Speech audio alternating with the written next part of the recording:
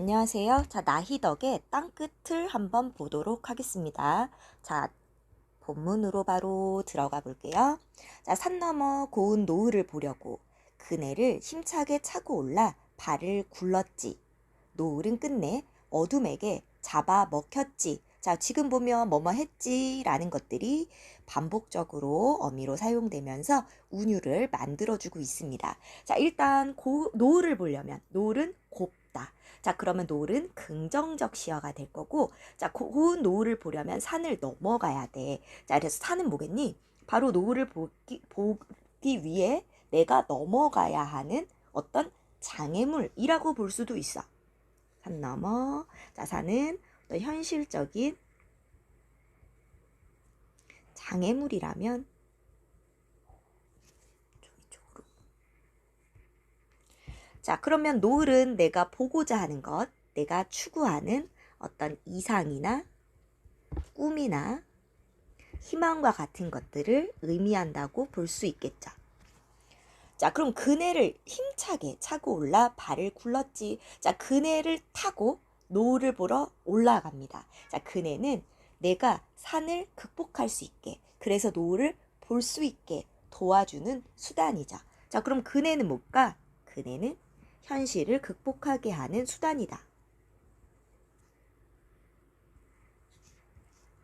현실 극복의 수단. 으로써 그네를 타고 힘차게 차고 올라서 발을 굴러요. 자, 뭐 하고 있어? 바로 이 꿈이나 희망이나 이상을 향한 노력, 시도, 바로 열정을 보여주고 있는 겁니다. 자, 그래서 발을 굴렀지. 자, 바로 무엇을 의미한다? 바로 그것을 향한 노력이나 시도.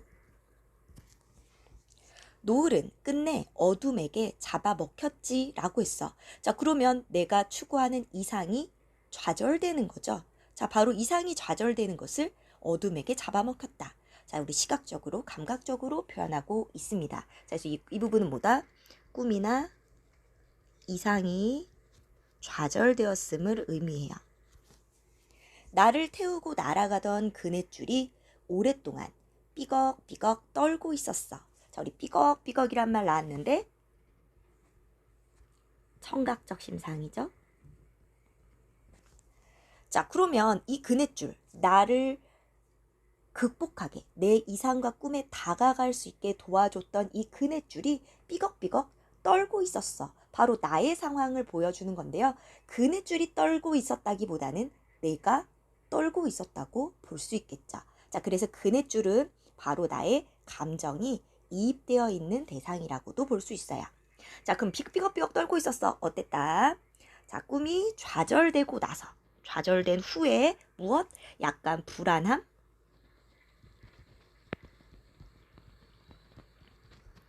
위태로움. 자, 이런 것들을 의미한다고 볼 수 있습니다.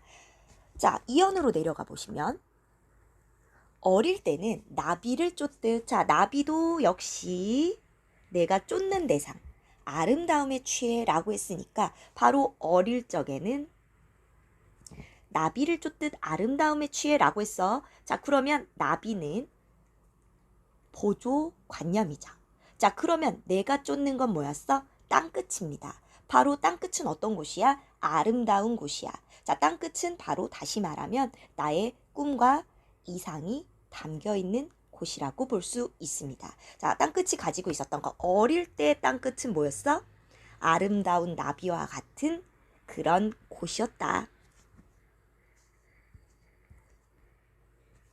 자, 우리 이 땅끝은 무엇이다? 바로 내가 상상하는 그런 이상적인 공간이야. 환상 속의 이상적 공간. 자, 땅끝은 어린 시절 환상 속 이상적인 공간이다. 바로 어떤 곳? 아름다운 곳이다. 그건 아마도 끝이 아니었을지도 몰라. 자, 지금 어렸을 때는 이렇게 환상적인 곳으로 생각했지만 그건 아마 아니었을지 몰라. 이건 언제? 지금 어른이 된 후에 깨달음입니다. 아니었을지도 몰라 이 부분.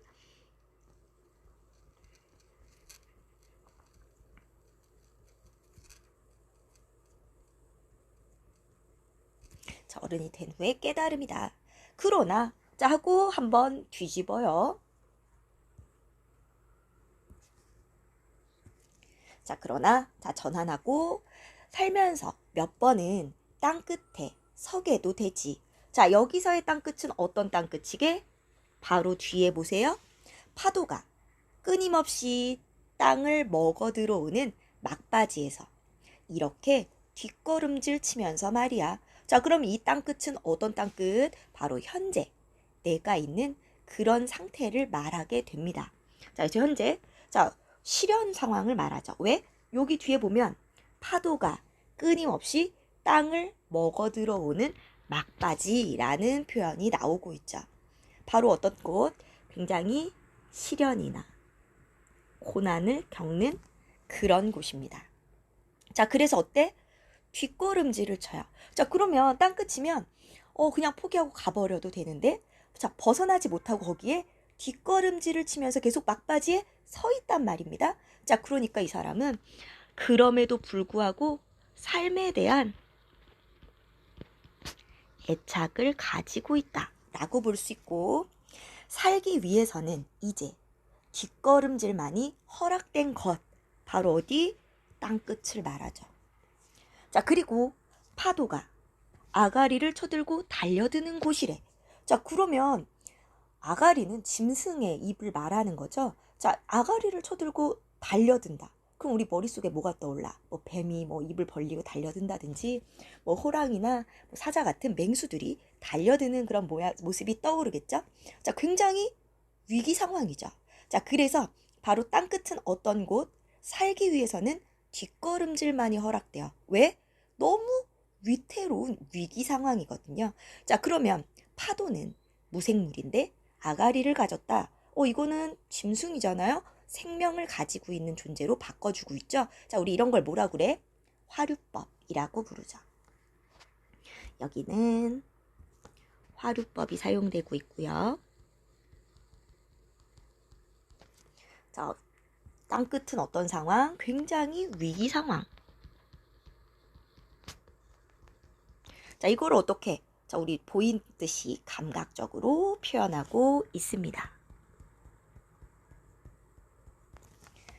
자, 찾아 나선 것도 아니었지만 끝내 발 디디며 서 있는 땅의 끝. 그러니까 내가 원해서 온 건 아니지만 끝내 나는 발을 디디며 땅의 끝. 자, 우리 땅끝이라고 안 하고 땅의 끝이라고 바꿔서 표현해서 자, 절망적 상황이라는 걸 좀 더 강조해 줍니다. 절망적 상황을 강조한다. 그런데 한 번 더 전환. 자, 생각이 바뀌어요. 이상하기도 하지? 자, 새로운 인식으로 전환합니다.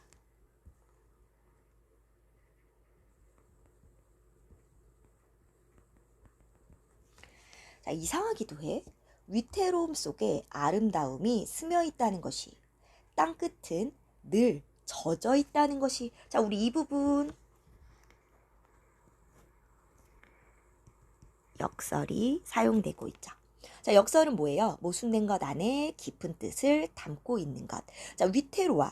자, 위태로운 건 부정적이죠. 하지만 아름다움은 긍정적입니다. 자, 위태로움 속에 아름다움이 스며 있다. 바로 절망 속에도 뭐가 있다? 삶의 가치나 희망을 발견할 수 있다. 자, 땅끝은 늘 젖어 있다. 뭘로 젖어 있어? 아름다움이 스며 들어가서 젖어 있는 거죠. 그러니까 희망을 품고 있다 라는 얘기.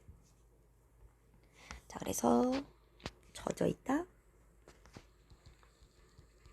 희망을 품고 있다는 것. 그러니까 우리 이 역설을 통해서 무엇을 말하고 있다? 절망 끝에 깨닫게 되는 어떤 삶의 가치나 희망에 대해서 이야기하고 있습니다. 그걸 보려고. 자, 뭘 보려고? 땅끝이 늘 젖어 있다는 거. 바로 땅끝 안에는 무엇이 있다? 그 안에도 삶의 가치나 희망이 담겨져 있다는 걸 보려고 또 몇 번은 여기에 이르리라는 것이 자, 그러면 삶에 대해서 긍정적으로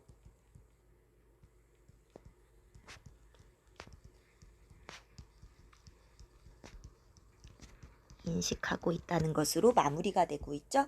자, 바로 우리 이 부분 보시면 사실 여기 이 부분은 도치도 나오고 있습니다. 자, 도치는 뭐예요? 순서가 바뀌는 거죠. 자, 그래서 그걸 보려고 또 몇 번은 여기에 이르리라는 것이 참 이상하기도 하지 라는 거. 바로 이 이상하기도 하지는 아래 전체를 묶어서 풀어주는 서술 부분이라고 보시면 되겠습니다. 자, 그러면 자, 해설 보시면 이 시에 말하는 이는 땅끝으로 표상되는 삶의 위태로움을 극복해가는 과정에서 진정한 삶의 아름다움을 발견하고 있습니다. 절망 속에서 오히려 아름다움을 발견할 수 있다는 인식의 전환이며, 자, 여기에는 삶을 긍정적으로 바라보려는 말하는 이의 의지가 표현되어 있다라고 해설을 보시면 되겠고요. 자, 그러면 활동으로 넘어가 봅시다.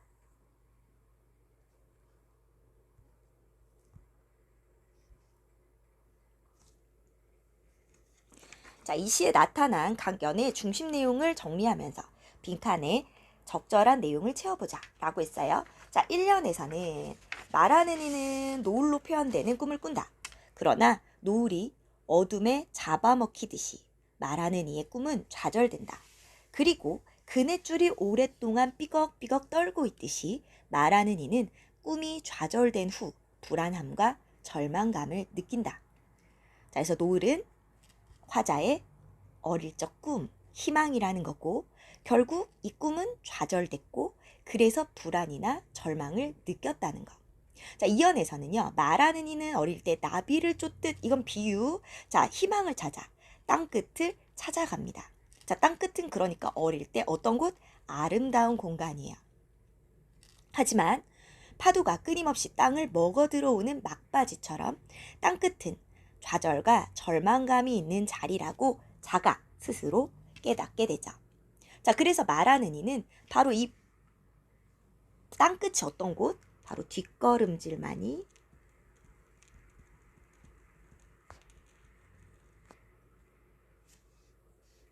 뒷걸음질만 허락된 곳. 그리고 파도가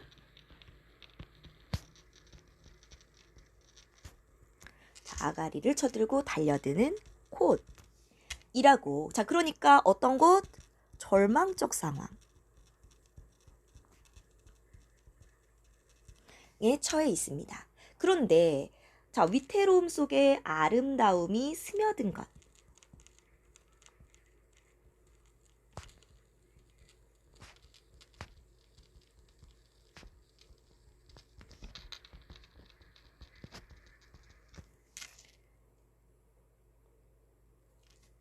스며 있다는,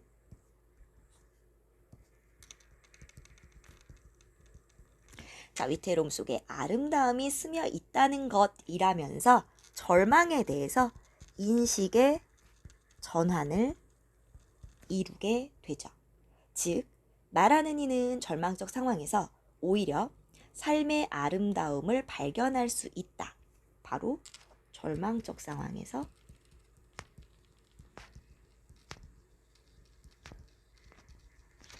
삶의 아름다움을 발견할 수 있다는, 자, 무엇을 보여준다? 역설적 발상을 보여준다.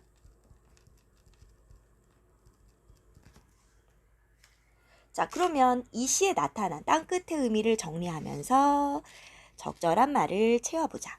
자, 어린 시절의 땅끝은 아름다운 세상이었어요. 하지만 현재의 땅끝은 삶의 위기 상황 혹은 절망적인 상황이죠. 자, 그러면 인식의 변화를 정리해 볼까요? 자, 현실에 대해서 막연하게 동경했다면, 자, 고통스러운 현실을 알게 되고, 하지만 그 안에서 절망 속에서 삶의 아름다움을 발견한다 라고 볼 수 있습니다. 자, 그러면 말하는 이의 태도에서 느껴지는 자신의 감정이라고 했는데, 자, 일단 이 시의 말하는 이는 절망 속에서 인식의 전환을 통해서 아름다움을 발견하게 됩니다. 자, 우리가 절망이 괴롭고 아픈 감정이고 빨리 빠져나오고 싶죠. 하지만 말하는 이는 절망 속에 아름다움이 있다고 이야기해요. 그래서 절망 속 아름다움에 대해서 이야기를 합니다. 자, 지금 일단 절망은 괴로워요. 자, 하지만 거기서 포기하지 않고 마음을 가다듬고 뭔가를 다시 시작하려고 한다. 자, 그렇다면 그 긍정적 태도를 귀하고 값지다라고 볼 수가 있겠죠. 굉장히 가치 있는 태도라고 볼 수 있습니다. 자, 그리고 절망을 이겨내는 과정에서 깨달음을 얻을 수도 있어요. 바로 절망 속에서 가만히 있는 것이 아니라 뭐한다? 이겨내려 노력하고 뭔가 새롭게 다시 시작해 볼 수도 있어. 자, 이런 것들이 어떻다? 자, 굉장히 귀하고 값진 태도다. 자, 그리고 이것을 통해 깨달음을 얻을 수도 있다. 자, 그래서 절망은 힘들고 어려운 것이지만, 자, 긍정적인 마음가짐으로 극복하려고 하고, 자, 그렇다면, 자, 진정한 삶의 의미를 찾을 수도 있겠죠. 자, 그래서 절망은 우리에게 아름다움일 수 있겠다라고 생각해 볼 수 있겠습니다. 자, 그러면 땅끝은 여기까지 할게요.